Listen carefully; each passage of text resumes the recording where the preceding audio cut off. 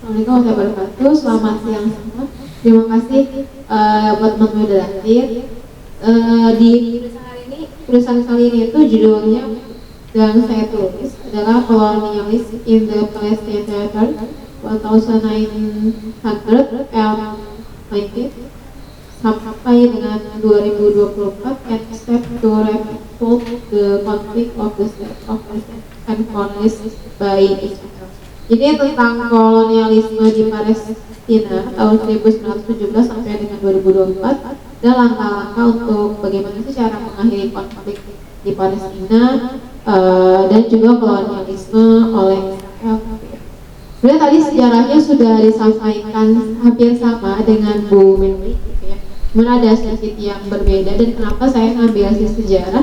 Karena banyak sisi sejarah yang kadang oleh para Zionis itu suka dipelintir, gitu ya. Jadi saya pikir ini adalah hal yang menarik untuk dibahas, gitu. Jadi saya ngambil dari beberapa sudut pandang dari si Zionis itu. Kebetulan pernah debat sama orang Zionis, jadi agak sempat kesel gitu ya. Jadi makanya ketika Bapak yang dinawarin saya untuk studi, saya tertarik banget gitu. Dan kebetulan juga pernah ketemu sama Bapak Ian tadi beberapa tahun lalu tuh sempat jadi fasilitator beliau di Forum Marpena juga. Jadi saya juga sama dulu sempat di Forum Marpena dan sempat 12 tahun di sana. Jadi Bapak Ian tadi di sana. Nah, di tulisan yang ini itu tentang sejarah Palestina, kenapa sih kok dia Israel tuh sampai menjajah gitu ya, menjajah si Palestina gitu ya. Itu sebenarnya sih jadi mereka sudah merancang dari sekitar abad 18, dan itu tuh dibuat dan dirancang pertama kali dan dituliskan di sebuah gereja. Itu aku temukan artikelnya di sebuah surat kabar Inggris, judulnya itu Times Colonial. Colonial Time pada tahun 1841. Itu adalah sebuah pencetusan yang sebenarnya dirancang oleh kaum Yahudi Zionis ya. Sekarang aku bilang Zionis karena sebenarnya Yahudi itu baik. Jadi Yahudi itu ajarannya benar, memang ada di ajaran yang benar, cuman ada yang mereka sisi yang tidak baiknya gitu. Nah, kenapa sih mereka tuh mau mengambil si Palestina gitu? Jadi sebenarnya untuk tujuan geopolitik di dalam lingkup di sana.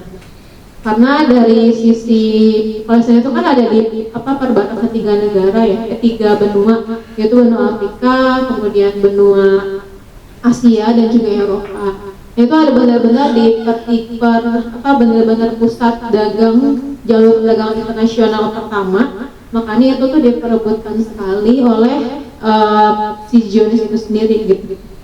Nah, kenapa mereka si Yahudi ini ngambilnya tuh si Palestina? Jadi sebenarnya mereka ada di dalam, tapi kan tanah yang dijanjikan gitu ya. Jadi mereka tuh mencari-cari tanah yang dijanjikan itu sampai ke berbagai macam wilayah gitu ya. Bahkan sebelum dari Palestina tuh mereka kan sempat ke benua Amerika gitu ya, hingga akhirnya dari Inggris itu kan sebenarnya pertama dari Inggris, wilayah pertama di Zionis itu, kemudian ke Amerika, kemudian ke Australia, hingga menyebabkan banyak sekali korban jiwa hingga jutaan orang yang tergenosida di sana gitu ya. Hingga akhirnya mereka ketemulah wilayah yang tepat kayaknya di Palestina. Tapi gimana caranya sih supaya mereka tuh bisa mengambil itu? Nah, akhirnya mereka mengambillah karena di kitabnya ada namanya bangsa Israel gitu ya. Nah, diambillah sebuah ide di sana kalau mereka tuh punya wilayah ini gitu. Jadi ngambil sejarah palsunya mereka. Padahal si Israel jadi bangsa Israel suku asli. Jadi ada yang suka kebalik nih, negara dengan suku. Sedangkan saya kan suku. Jadi emang zaman dulu tuh 3000 tahun itu emang ada suku Israel gitu. Emang mereka adalah suku yang dipilih Allah gitu ya. Memang suku yang turunan para nabi gitu, cuman banyak kaum-kaum yang tidak setuju dengan si nabi itu sendiri gitu ya. Jadi banyak kan nabinya tuh dizolimi lah sama mereka gitu, padahal banyak yang asal dari mereka. Nah, ketika si kaum Yahudi ini ngambil sejarah si Israel yang palsu ini, dibuatlah seolah-olah ini tuh tanah gue gitu, ibarat tanah saya gitu. Diambillah si kutipan itu gitu. Dan itu dan udah gitu tuh idenya itu dicetuskan sama Theodore Herzl. Kebetulan dia itu seingat saya adalah salah satu orang yang punya kemampuan ekonomi yang sangat baik sekali gitu ya, sehingga dia membuatlah buku The Rejudice and the Modern Solution of the Jewish Question tahun 1895. Pertama kali si buku ini mau diterbitkan, buku ini gitu ya. Tawaran itu penerbitnya ada dua, ada penerbit yang mereka itu publishing dan juga non publishing. Ya kan kalau sekarang tuh penerbit sama penerbit yang self publishing gitu. Nah tapi si yang penerbit indie lah ya, benar, penerbit indie. Nah yang penerbit yang makin mayor gitu ya ibaratnya, itu tuh nggak setuju dengan si pencetusan penerbitan gitu. Tapi si penerbit yang indie itu dia tuh setuju dengan si pencetusan itu gitu ya. Itu kurang lebih pertama kali dicetuskan tuh 3.000 eksemplar oleh penulisnya 3.000 eksemplar di situ oleh salah satu penerbit gitu ya. Nah gara-gara buku itu jadi tuh kaum Yahudi jadi punya ide, oh ya gimana kalau kita bikin negara aja nih gitu. Kenapa mereka bikin negara? Karena mereka tuh adalah kaum yang licik gitu loh. Mereka ketika di Eropa tuh banyak bikin masalah gitu. Bikin masalahnya kenapa? Kayak mereka tuh bikin masalah mulai dari menguasain pasar, mulai dari bikin pajak yang tinggi, terus pokoknya banyak banget bikin huru-hara di Eropa, sampai bikin orang-orang Eropa kesel banget sama. Hingga akhirnya makanya ada yang namanya Holocaust. Jadi jangan tebak-tebak kenapa ada Holocaust, ternyata ada masalahnya di situ. Jadi orang-orang Yahudi itu ketika di Eropa banyak banget bikin masalah di Jerman itu gitu ya. Pokoknya banyak banget deh. Jadi kayak di mesin pasar lah, apalah pokoknya banyak banget. Akhirnya gimana caranya orang Yahudi itu sama kaum buruh itu diusir tuh dari situ gitu. Nah akhirnya adalah gerakan yang namanya Nazi itu. Nah kemudian mereka dibuatlah propaganda sehingga mereka dapat terusir dari wilayah si Jerman dan kemudian masuklah mereka ke Palestina, ke Rusia, terus kemudian ke apa sih sekarang yang diperang ke Rusia sama Ukraina gitu ya.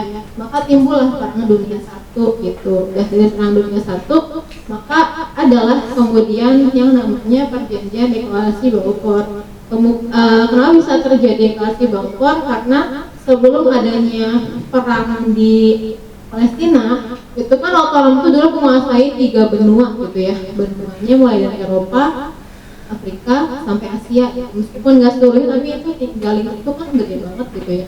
Nah akhirnya si wilayah yang namanya bukan wilayah, ini ada salah satu orang Yahudi gitu ya yang dia tinggal di Palestina, namanya aku lupa lagi siapa ya, lupa namanya.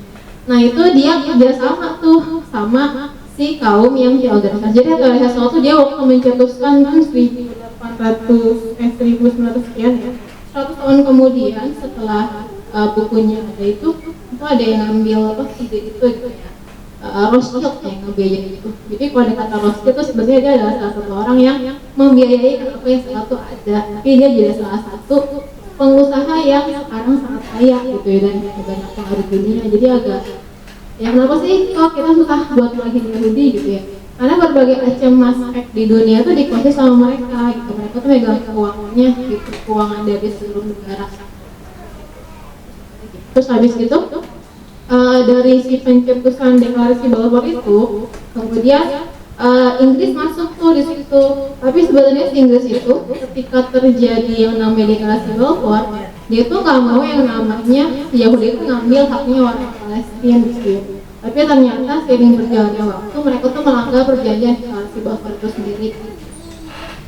Kemudian sampai sekarang kan juga sebenarnya kadang-kadang orang-orang Israel tuh suka bilang kalau itu sebenarnya tanah yang dijanjikan sama mereka karena aku belum pulang ke sini. Lalu sebenarnya kalau dibalik dari pengusiran di tahun 70 sebelum Masehi gitu ya, mereka tuh udah pulang semua tuh ke yang namanya Palestina tahun 637 Masehi pada kepemimpinan Umar bin Khattab sama si pendetanya itu namanya Patriarch Sophronis.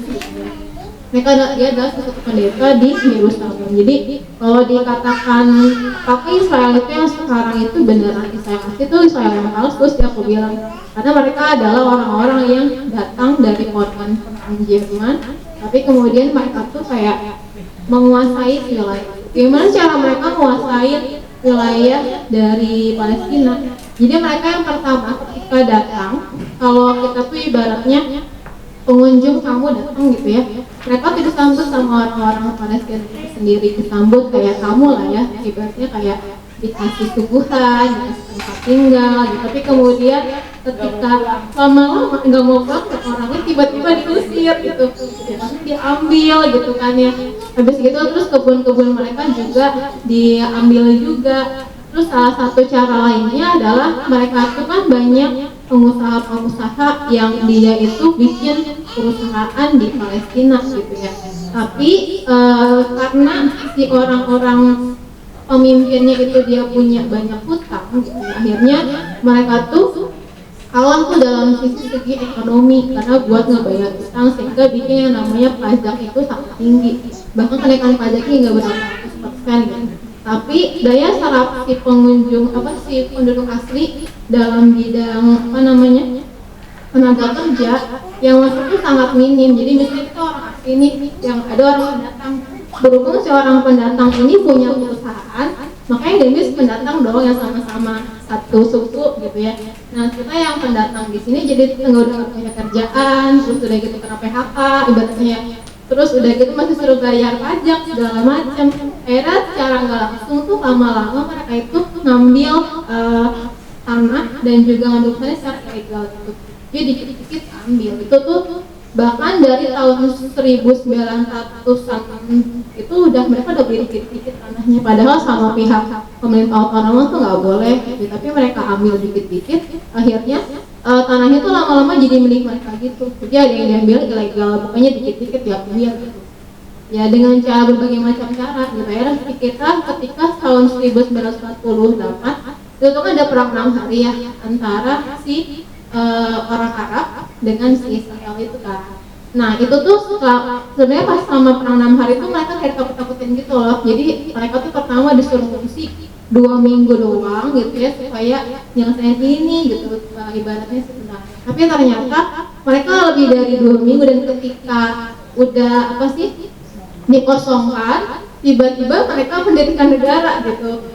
Makanya tiba-tiba karena kosong, kenapa bisa sekitar 700.000 lebih itu bisa tiba-tiba ngungsi. Berarti kita ada perang nih, kita ngungsi rame-rame, jadi kan kosong desanya. Tapi penduduk yang di pendatang itu dia nggak ikutan ngungsi gitu. Akhirnya kayak mereka anggap ini berarti rumah gua sekarang karena masih seperti tiba-tiba ya udahlah dibuat pendirian sebuah negara namanya Israel. Itu dilakukannya sama PBB itu sendiri.